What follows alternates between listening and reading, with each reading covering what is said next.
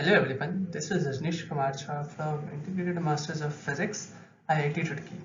So today I will be talking about Hall effect sensors, which is a part of the coursework of PHN 310 Applied Instrumentation course. So let's get started. So first we will talk about Hall effect.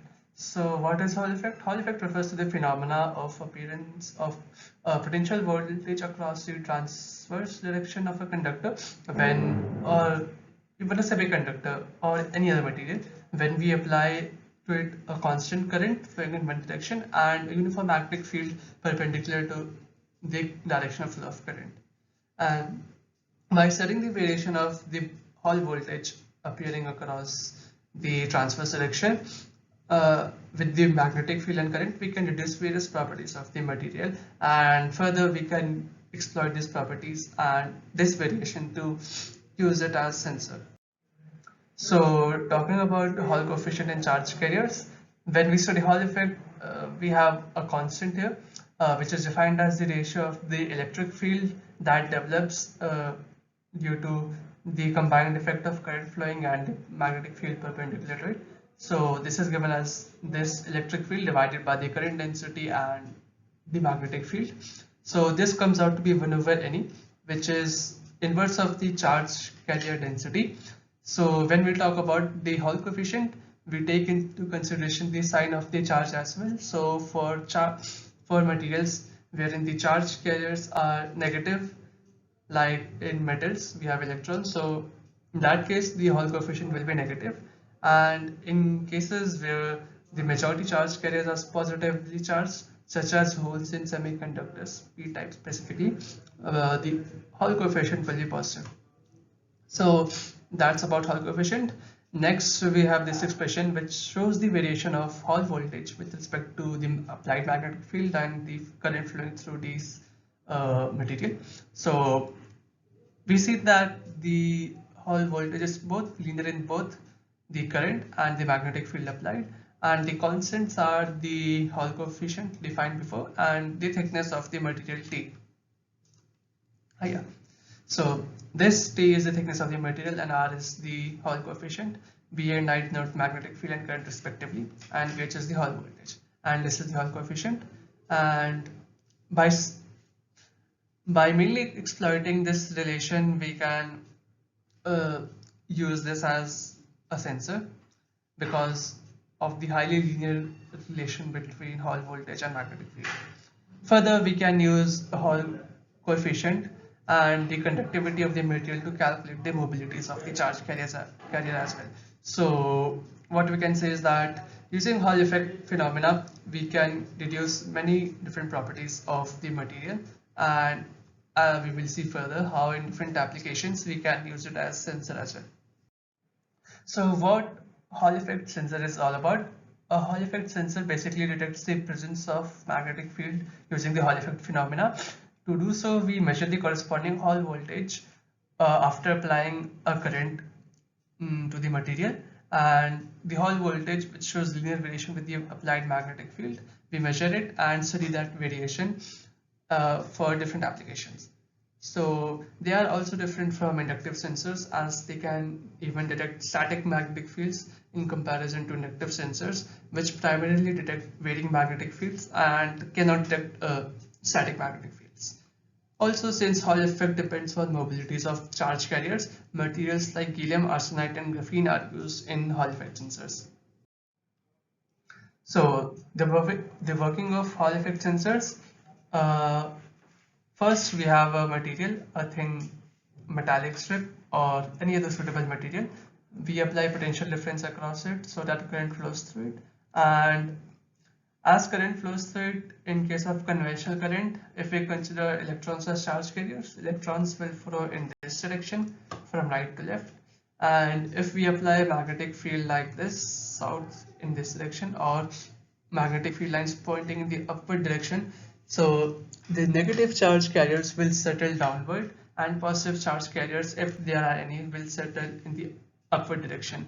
So what happens is that as these charge carriers accumulate, there is a development of an electric field from the positive to negative charge carriers in along this direction.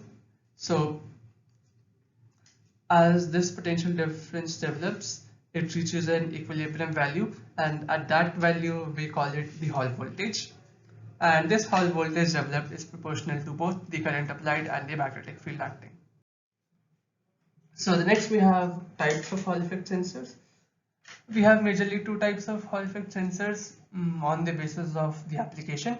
First is the linear Hall effect sensor, in which we majorly use the linear variation of the Hall voltage with respect to magnetic field and sometimes even current.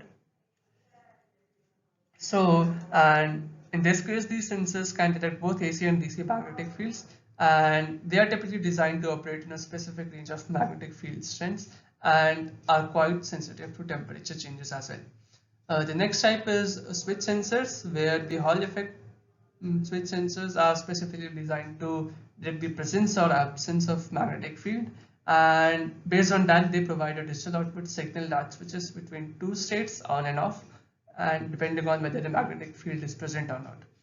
Plus, these sensors are commonly used as proximity sensors, limit switches, and position sensors. Okay, so now we have come to applications part. So applications part, the first is proximity sensors, as we have talked before.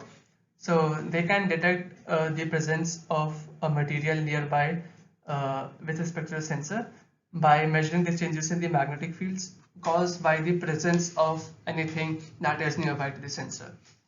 The next is speed sensors. Speed sensors are one of the major areas where Hall effect sensors are employed. So let me explain it briefly. So suppose this is a gear system attached to an assembly that is rotating, that may belong to a car or any other machinery.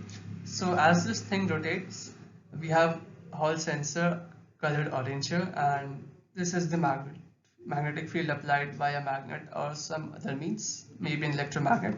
So uh, the Hall sensor detects this magnetic field. So what happens is that as this wheel rotates in front of the Hall sensor, first the tooth will come and then an air gap, then again tooth will come. Since this tooth is metallic, this will cause the magnetic field lines to concentrate to the tooth, and this will cause, as a result, the magnetic field lines to concentrate through Hall effect sensor as well. So, and when the air gap comes, the magnetic field lines become less dense. So depending on the magnetic field, the output of the Hall sensor will change, and it will change periodically as this assembly rotates. So by studying the variation of the output of Hall voltage, we can determine the speed of this assembly, which can be further used to calculate the RPM of the machine and further the speed of a car or whatever thing that we are using. That was about speed sensors. On similar lines, we have flow sensors as well, where the Hall effect sensors can measure fluid flow by detecting changes in the magnetic field caused by the movement of magnet in response to the fluid. And position sensors, again similar to proximity sensors. One application is in the brushless DC motors, where Hall effect sensors are employed to sense the position of the rotor, and according to which the transistors can be switched in the right sequence. And just like proximity sensors, the Hall effect sensors can also be used to detect whether a smartphone's cover is closed or not. Coming to advantages of Hall effect sensors, these Hall effect sensors are capable of measuring a wide range of magnetic fields, and they can sense both AC and DC magnetic fields.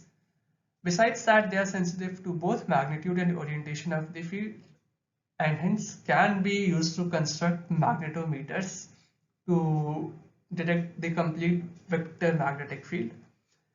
And they also show a highly linear variation of voltage output with the magnetic field applied.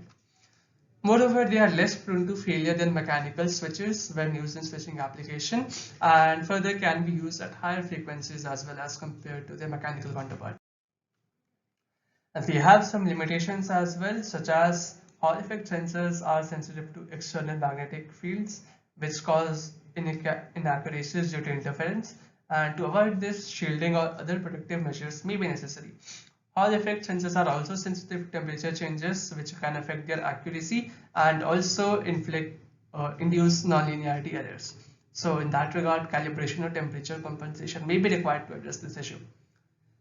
Moreover, some sensors may be limited to a narrow range of the magnetic field strengths and so may require an external amplifier to increase the measurement range. So that was all about Hall effect sensors. Thank you.